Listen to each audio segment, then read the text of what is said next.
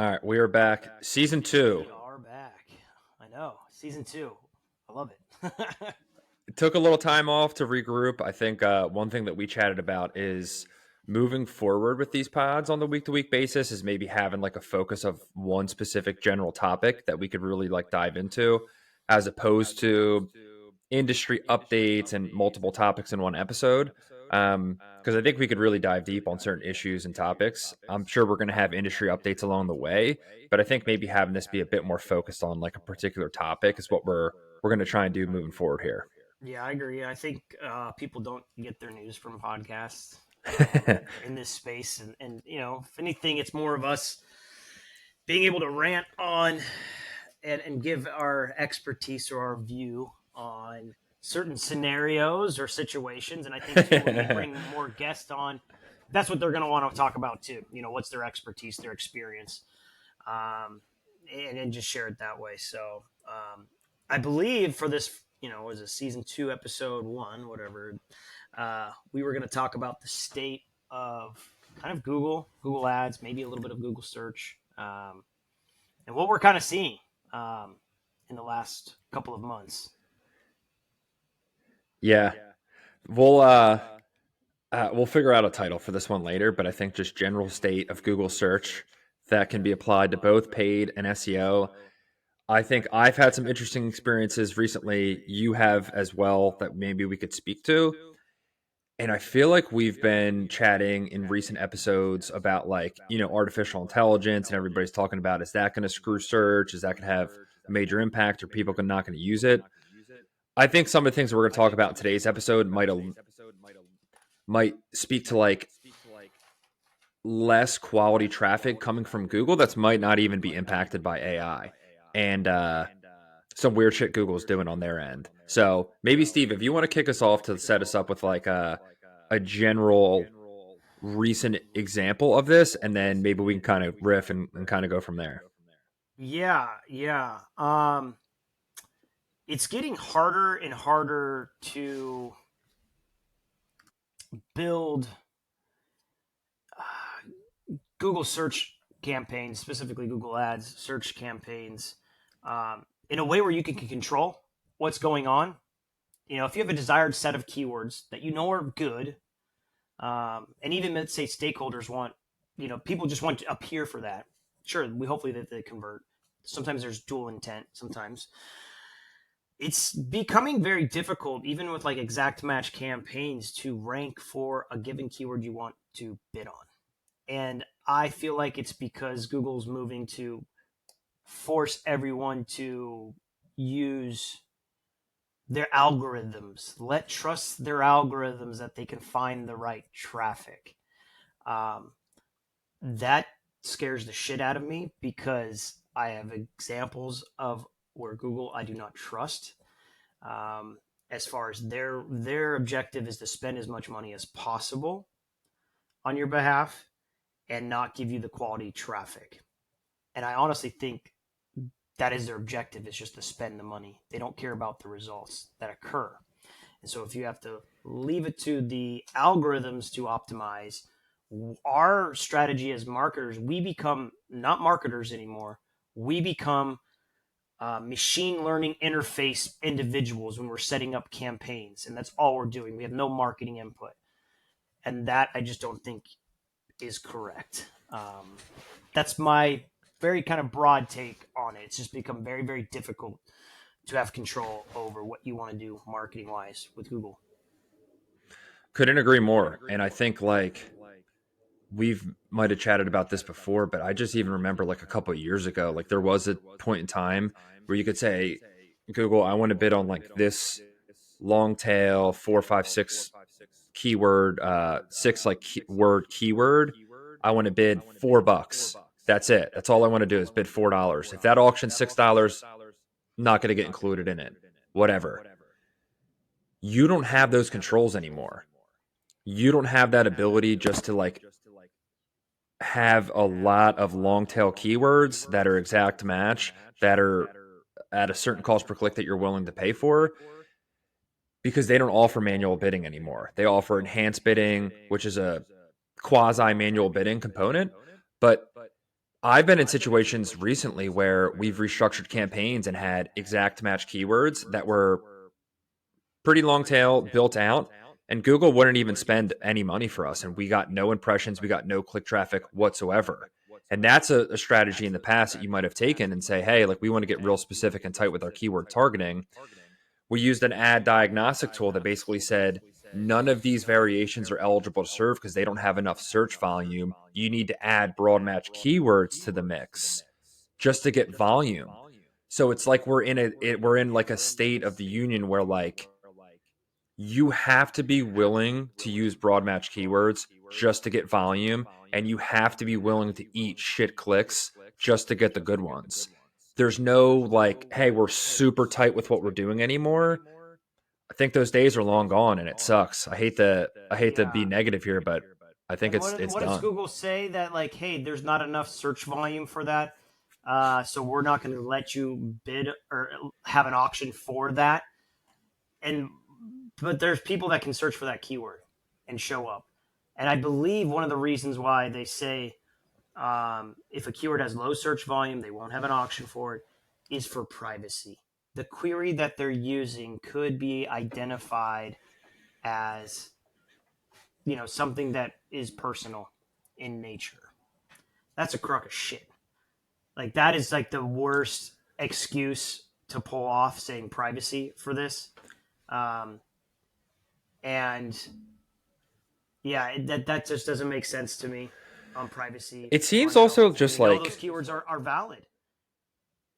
and it also seems super like disingenuous in general because if you think about it, like at least on the paid side, paid media literally was built on we don't care about privacy. We're all about cookies. We need to get your cookies. We need to track all of your interactions online. And that was great because it led to like some really good targeting and results for companies.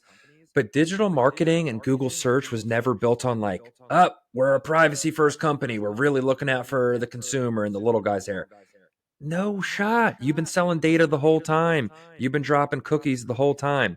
I think that's another component that's like really annoying to this piece here is it's a money grab and it's a way in which to increase revenues with this wrapper on it that like, hey, it's a privacy play. Dude, no, it's not. It's because you want broad match keywords. You want less visibility for marketers because that leads to more ad dollars for yourself. But I don't think there's longevity to that play. I think at a certain point, you degrade the quality of traffic. People are going to stop using search campaigns. It's just like a Yeah, fact of the matter. and Trevor, it's like, are we crazy to think that Google would do something like this?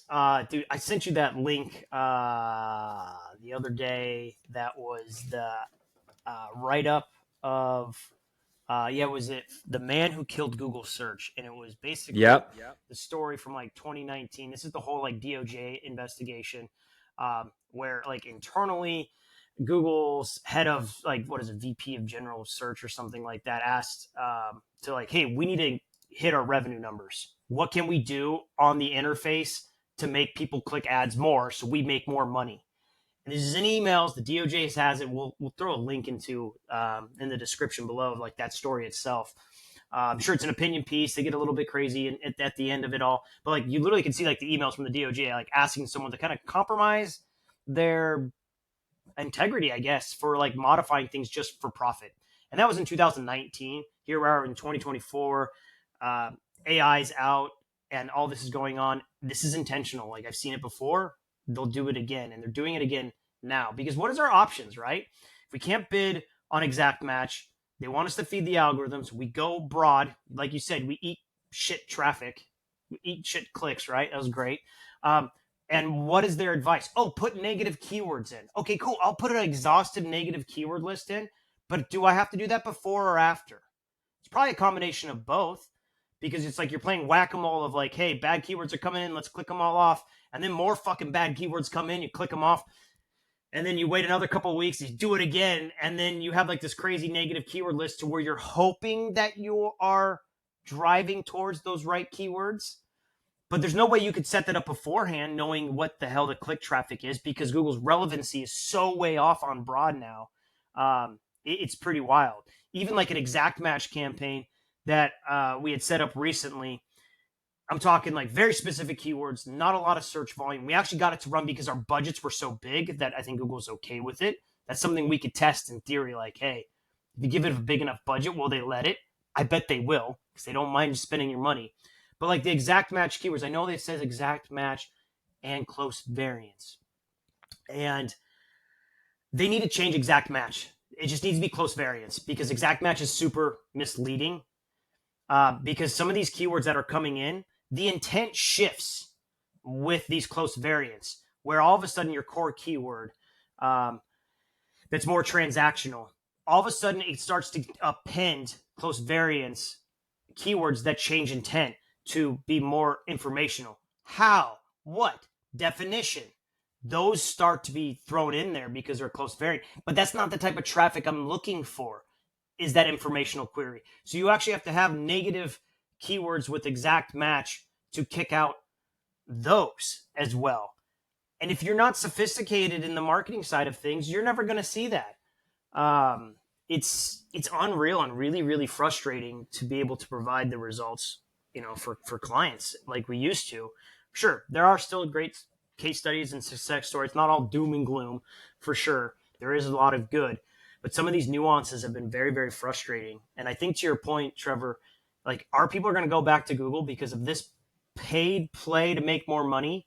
I think the experience of an ad and what's showing up, Google, like users aren't going to like what they see in Google results anymore, potentially, which is No. crazy. And that's what's frustrating is because I feel like I've been such an advocate for Google search for so long because I've seen it actually lead to results for businesses and like drive 100%. revenue, Yeah. drive new, like no doubt. But at a certain point, when you keep adding shit auctions into play, you're just going to like lose trust within the marketplace. And people are going to be like, these ads just aren't reliable. And they might even just be placed here just for a money grab play by Google. And like, I'm not getting the results that I once did. So it's really frustrating because it's like from Google, like, you guys are shooting yourself in the foot here, or you're eventually going to do that. Because at a certain point, people aren't going to trust those results anymore. And we're kind of already seeing it, but you start doing some weird stuff here, it's only going to exacerbate the problem even further. Yeah, and I know, a lot of I've heard other paid media consultants out there and experts, talk about okay, give in to Google and start optimizing, like you mentioned earlier. Be more of an AI algorithm optimizer rather than a marketer. What does that mean? Okay, just making sure that the campaigns are set up correctly. You're using broad. You have really good conversion tracking setup and like high value conversion targets. That's the thing. Like if you're going to be using and feeding the algorithm a signal that's maybe not super strong, maybe it's like a PDF download and you have a contact form. Do not include that PDF download in your conversions. Only have your contact forms. Before we were like, well, hey, we want those signals coming in. It's going to help the campaigns, but they can start skewing to optimize for something you don't want. Even if you put it as primary and conversion values, etc., you need to kind of really narrowly focus your conversions that you're using in paid to feed the algorithm so it doesn't get misaligned. Because they don't know.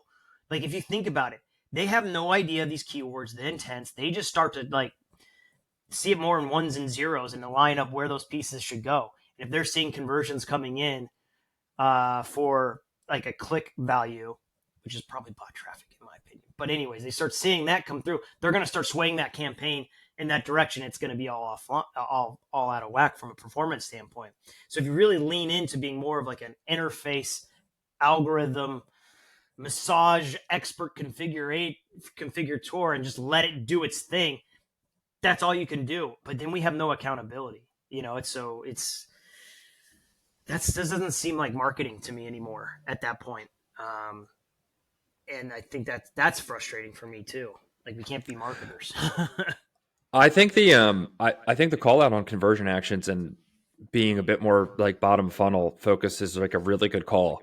Because to your point, I think historically we have had like high intent call to action button clicks as conversion Sure. actions, or maybe some PDF downloads that like you probably want to steer clear of nowadays.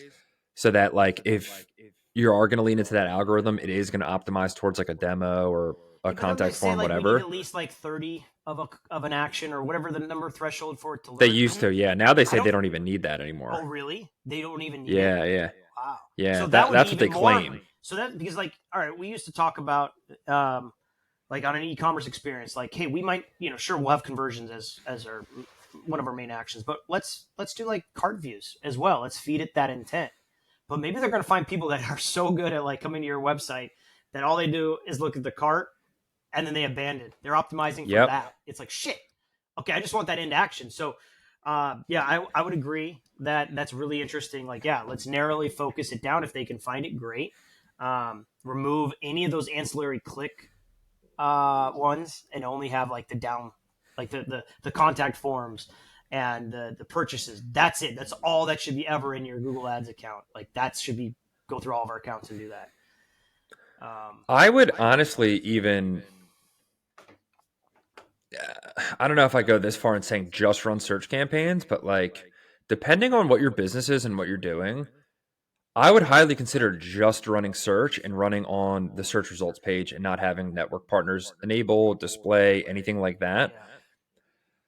If you're going to run video and if you're going to run display, I would really set expectations with your client that like we're trying to get some brand awareness. You know what I mean? Like if we get some form submissions or if we get some sales, whatever, massive bonus, like absolute cherry on top.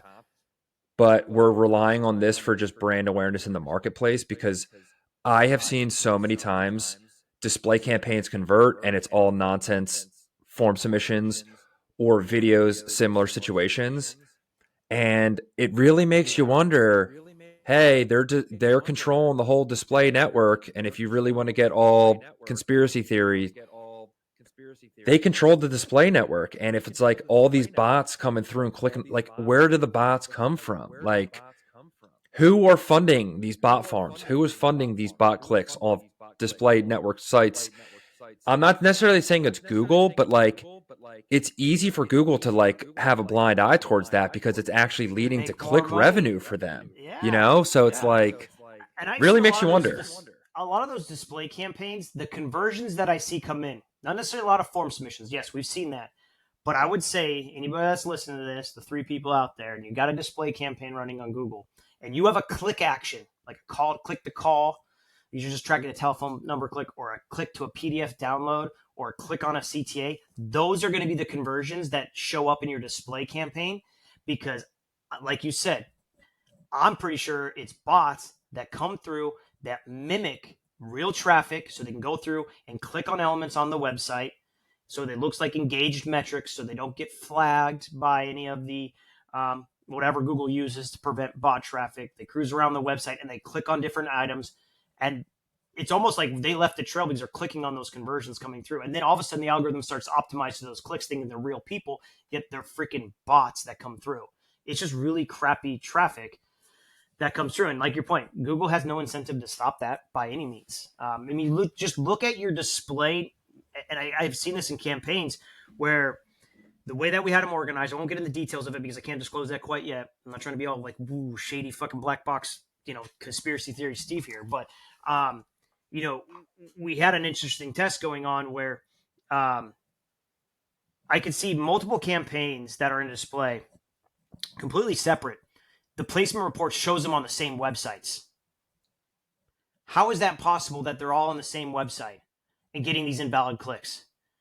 They're like a driver website, like a driver for your computer, like website, and it has nothing to do with that. And these different campaigns are all showing up on there separately. It's not one campaign optimizing towards it. So does that make sense, Trevor? Like how like a separate campaigns can show up in the same placement multiple times, like the website appears multiple times. Like how could that be Yeah. if they're not a bot? Same thing with apps too. Solitaire apps, bubble pop apps, all of these things. How is that possible? So my recommendation is to never ever run a display campaign within Google and possibly any other fucking provider because I have never seen them actually convert into real actual users. To your point, if you have a client that has a lot of budget and they want to do some branding and they don't mind lighting dollars of bills on fire and throwing them out the window down the freeway, display is perfect for you. Yeah. You can get your nice Yeah. little cost per impressions and how many impressions you got, etc., and make a board member feel happy about your impressions. But if you're actual trying to drive business, don't ever do Google display. No. Prove me Just wrong. rely on that search results page, and even And then, that's it's getting getting even worse and harder now. worse. Yeah, it's getting Yeah. even harder now too on the search side.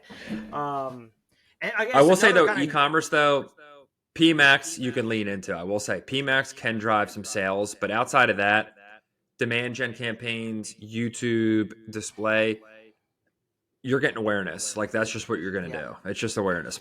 It's just an awareness push. yeah, for sure. I mean, and talking about PMAX, which is interesting. Um, I have seen in the last month or so, mostly just PMAX campaigns on e-commerce websites, um, a delay in attribution of weeks, weeks.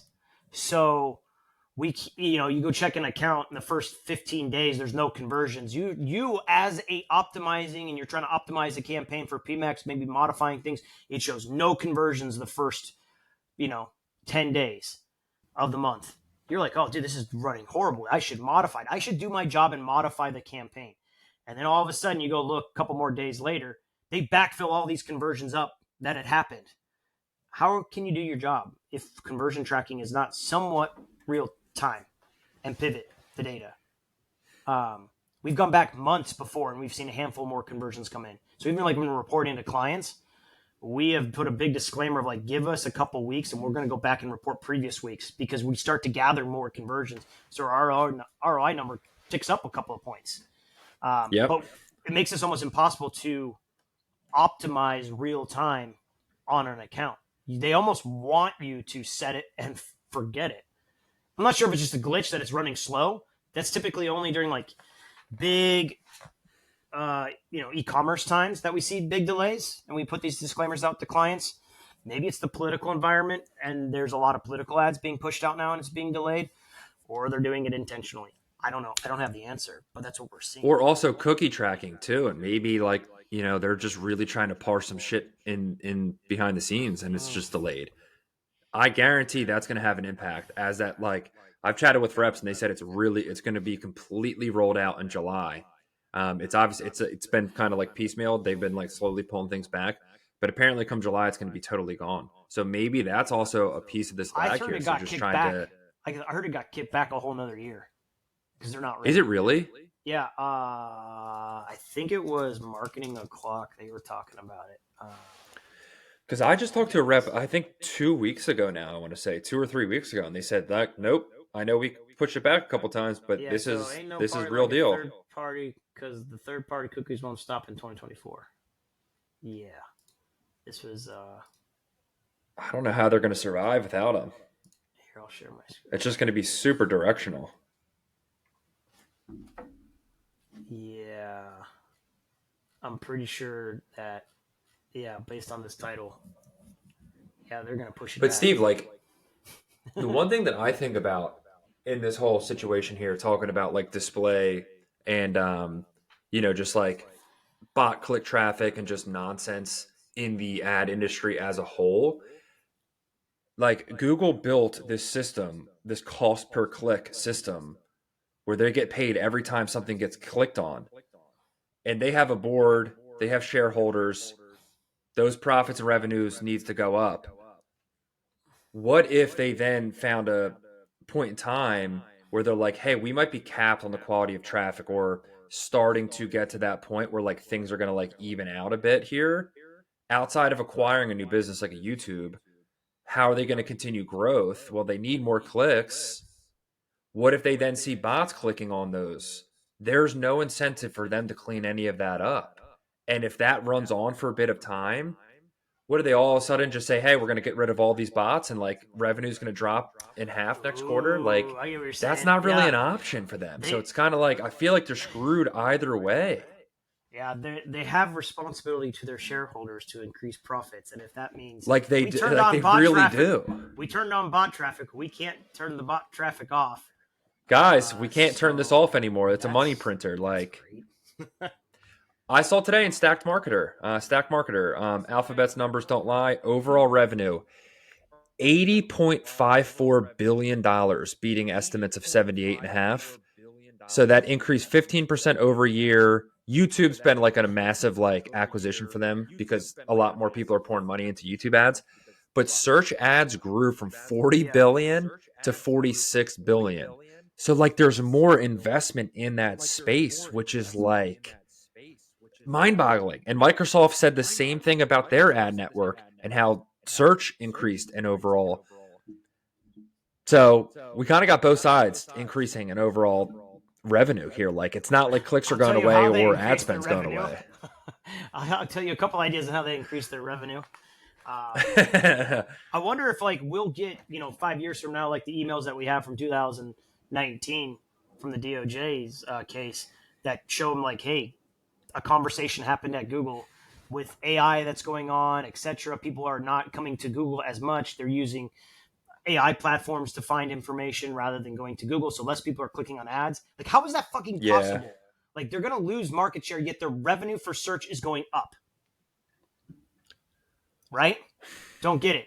Also, another example of Google being kind of malicious in their intent that we know that they will look to increase profits is the way even Google ads are displayed in the search results. Do you remember a time when they actually had a little yellow background that would outline your ad section?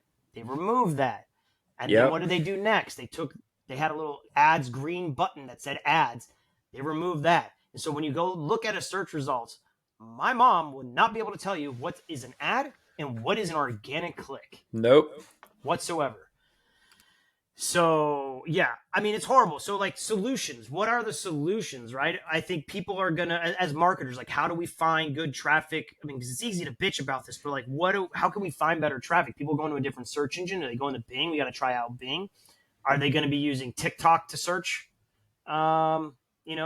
Probably not Information soon because because TikTok's going to get TikTok's banned in our country. So yeah, it'll be banned. And I think I saw a headline. I haven't looked and read through it, but I saw something that was like they'd rather just shut it down rather than sell it off. Um, and which okay, that's kind of TikTok a goes gangster away. move on their part. Going to be honest Yeah. with you. Well, then Elon will come in and just relaunch Vine, which is pretty much the first generation TikTok. But it's like that search intent and being able to find ad placement for clients. I mean, it's still going to work for a long time. It's just going to be a lot more difficult. And I think it's almost we have to quell client expectations that because we're in the front of this, we see this happening, and it always takes a couple years for it to kind of get to actual, I don't know, marketing department head as a strategy. Like right now, everybody's like, oh, you can do Google Ads. We'll get business that way. Yeah, but there's some nuances nowadays. So I think maybe like quelling the expectations of it and trying to find alternative channels per se. I don't know. I've been doing this a Totally. long time, and it's the first time I've actually see a chance that like Google Ads in 5 years. Dude, tell me where that's going to be at as a marketing channel.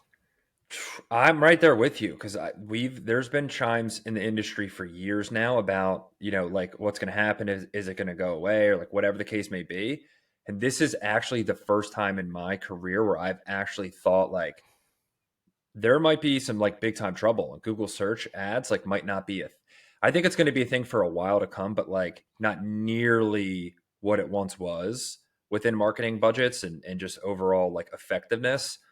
This is definitely the first time I've really thought like we're in big time trouble here, no doubt about it. Unless there's a major shift or a major change that happens, um, because like for a while there, like Google Ads when it first started probably was so easy to get click traffic and like win in Google Ads, like when it first came out.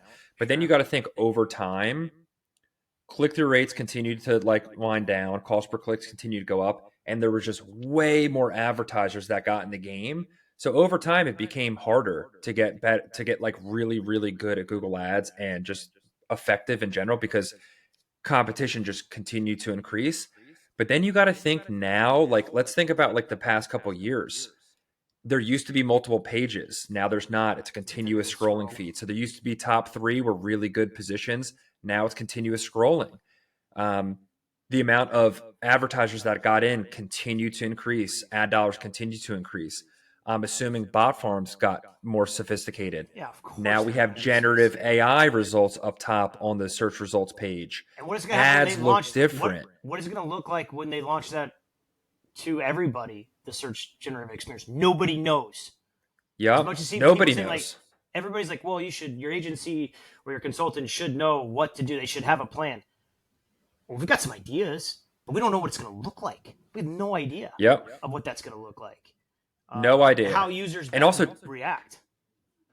too, like I hear way more people saying like I don't trust ads or I don't click on ads than I used to.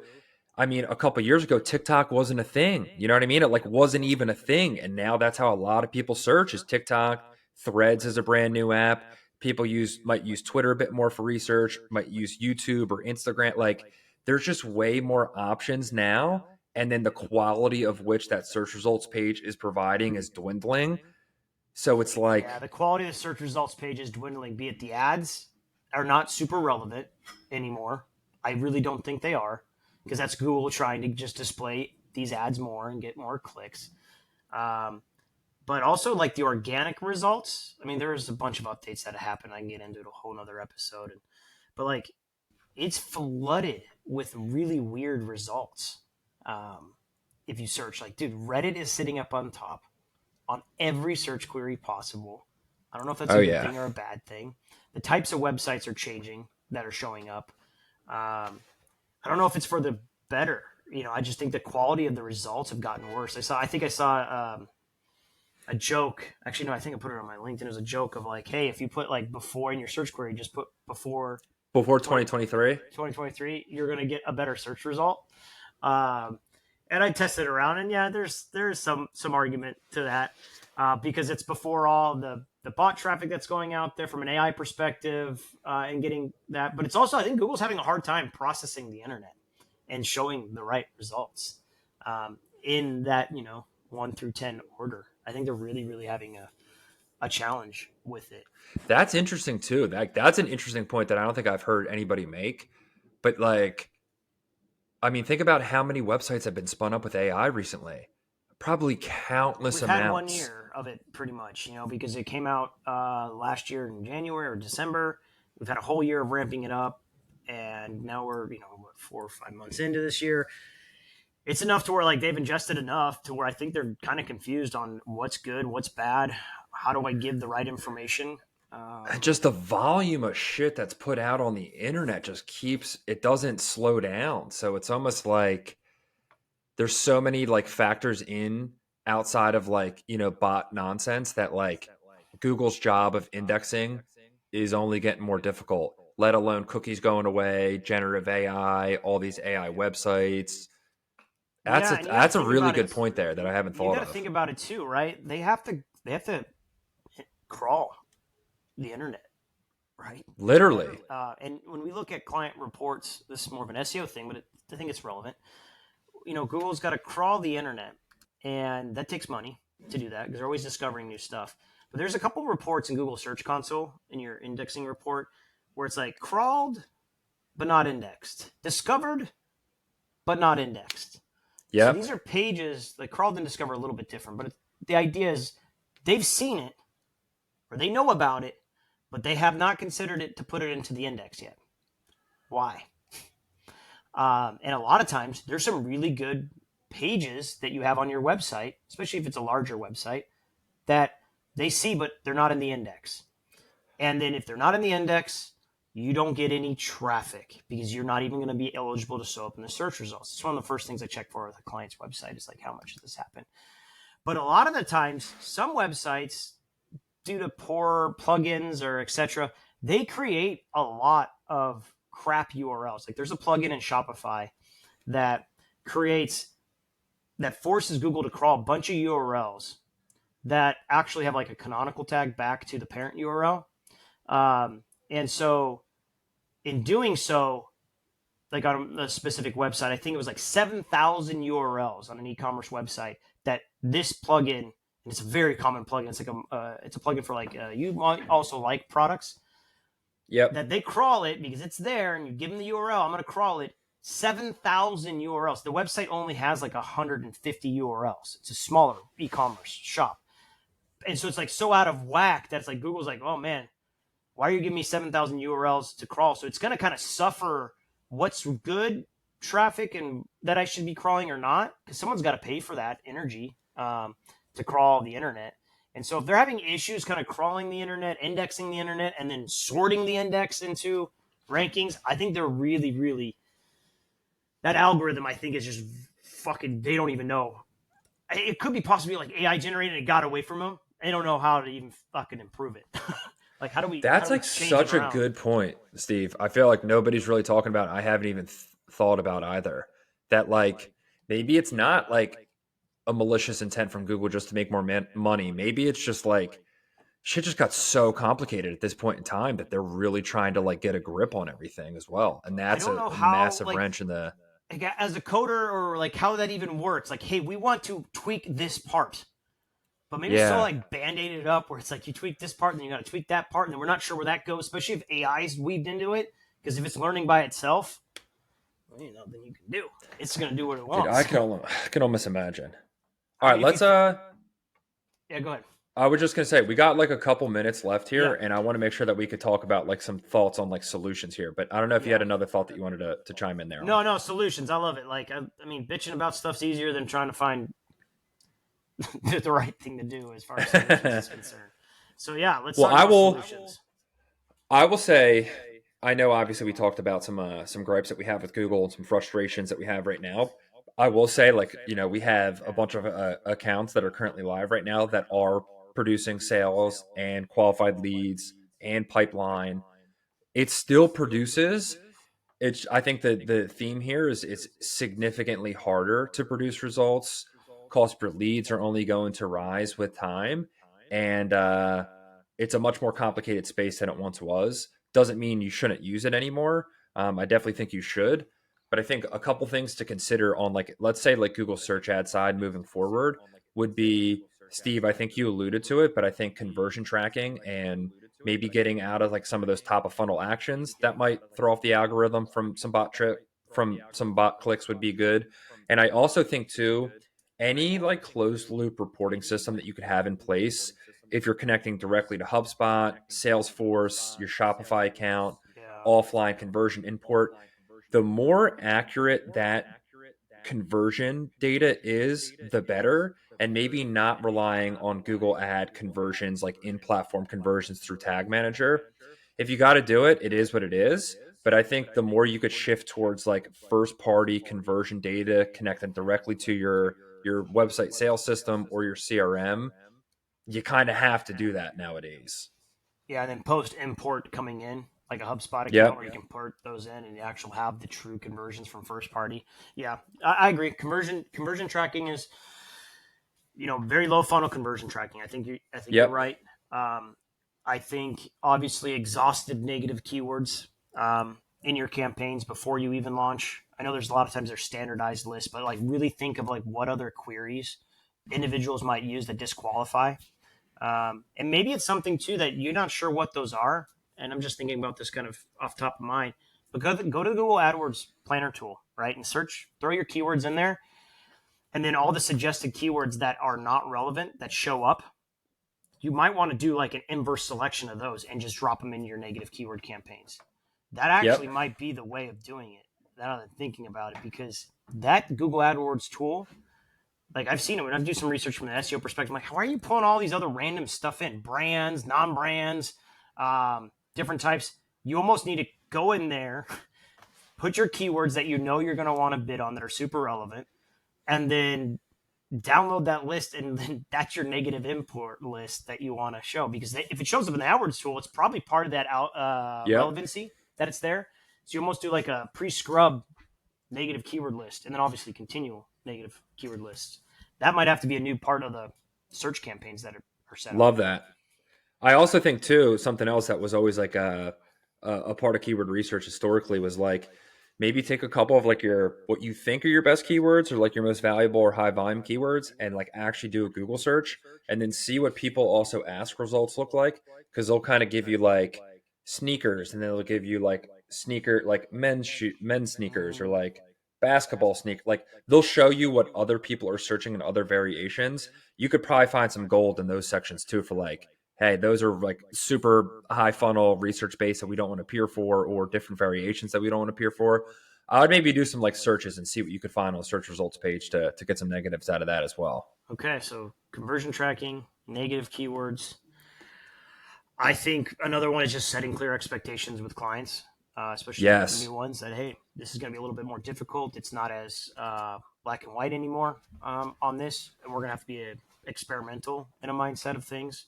I guess another solution I would think is be diversify your traffic. I think that's been something people have been hesitant to do.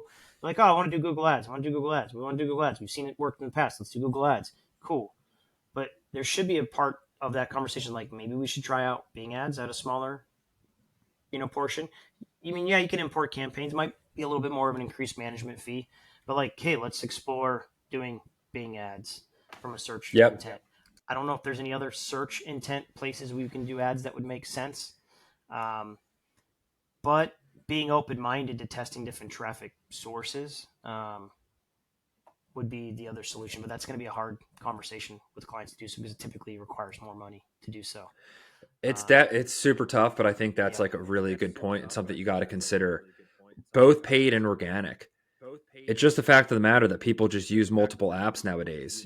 People are researching on Reddit, on YouTube, Twitter, Instagram, all these apps that, most people are spending a bunch of time online. And with more time online comes just like testing out different apps. Um, I think you kind of have to get to the point where like you can't just rely on one search channel like Google Ads, like that you might have for bottom of funnel actions.